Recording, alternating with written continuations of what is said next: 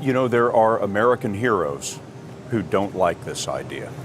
Neil Armstrong, Gene Cernan have both testified against commercial spaceflight in the way that you're developing it, and I wonder what you think of that.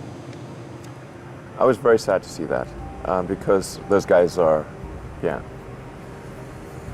those guys are heroes of mine, so it's really tough. I wish they would come and visit and see the hardware that we're doing here. And I think that would change their mind.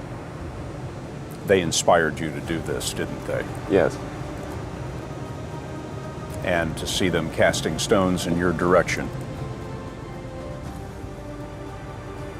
It's difficult. Did you expect them to cheer you on? So they're hoping they would. What are you trying to prove to them? What I'm trying to do is to make a significant difference in spaceflight and help make spaceflight accessible to almost anyone. And I would hope for as much support in that direction as we can receive. Yeah, 2008, we had the third consecutive failure of the Falcon 9 rocket for SpaceX. Tesla almost went bankrupt. We closed our financing round 6 p.m. Christmas Eve, 2008. It was the last hour of the last day that it was possible. We would have gone bankrupt 2 days after Christmas otherwise. And I got divorced. That was like rough, man. Living in scar tissue there. I gave basically both SpaceX and Tesla from the beginning a probability of less than 10% of likely to succeed.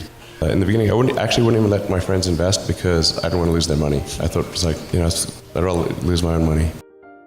We almost did die at SpaceX actually. So I budgeted for 3 flights.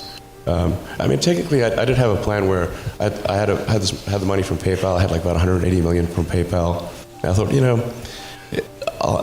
I'll allocate half of that to SpaceX and Tesla and Silver City, and that should be fine. I'll have 90 million, like just lots, But then what happened is things cost more and took longer than I thought. So I had a choice of either put the rest of the money in or the companies are going to die. And it's like, so I ended up putting all the money in and borrowing money for rent from friends. When I was young, I didn't really know what I was going to do when I got older.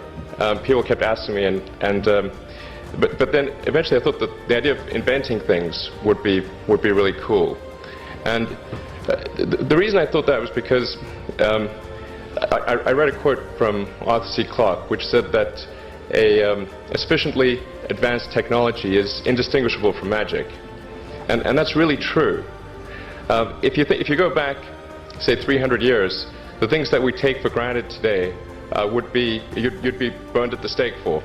Being able to fly, that's crazy. Being able to see over long distances, being able to communicate, having effectively with the internet a group mind of sorts, and having access to all the world's information instantly from almost anywhere on the earth. This is stuff that really would be magic, or would be considered magic in times past. In fact, I think it actually goes beyond that, because there are many things that we take for granted today that weren't even imagined in times past. They weren't even in the realm of magic. So it actually goes beyond that. So I thought, well, if I can do some of those things, basically if I can advance technology, then that's like magic, and that would be really cool. I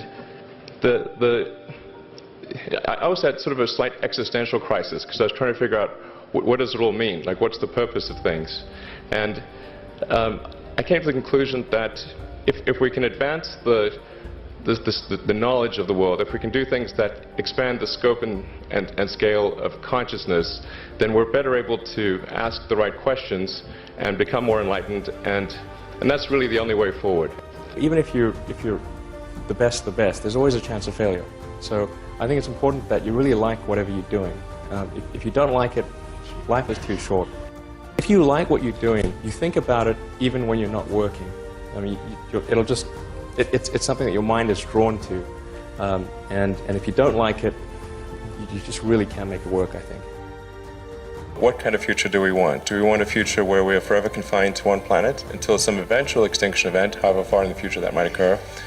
Or do we want to become a multi-planet species and then ultimately be out there among the stars and be among many planets, many star systems. And I think the latter is a far more exciting and inspiring future than the former. Mars is the next natural step. In fact, it's the only planet we really have a shot at establishing a self-sustaining city on.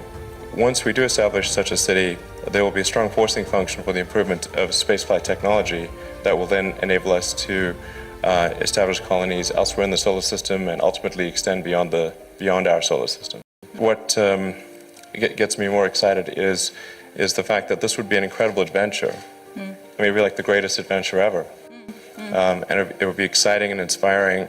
And there need to be things that excite and inspire people. Yeah. There have to be, reasons why you get up in the morning. It can't just be solving problems. It's got to be, something great's going to happen in the future. It's really a mindset. You have to decide, we're going to try to do things differently, well, provided that they're better. You shouldn't do things differently just because they're different. They need to be different and better. But I think you just have to sort of decide, let's think beyond the normal stuff and have an environment where that sort of thinking is encouraged and rewarded, and where it's okay to fail as well. Because when you try new things, you try this idea, that idea, well, a large number of them are not going to work. And that has to be okay. If every time somebody comes up with an idea that has to be successful, you're not going to get people coming up with ideas. SpaceX is alive by the skin of its teeth, so is Tesla. If things had just gone a little bit the other way, both companies would be dead. And I had, like, one of the most difficult choices I have ever faced in life was in 2008. I think I had maybe $30 million left, or $30 or $40 million left in 2008. And I had two choices. I could put it all into one company, and then the other company would definitely die, or split it between the two companies. But if I split it between the two companies, then both might die. And when you put your blood, sweat, and tears into creating something, or building something, it's like a child. Am I going to let one starve to death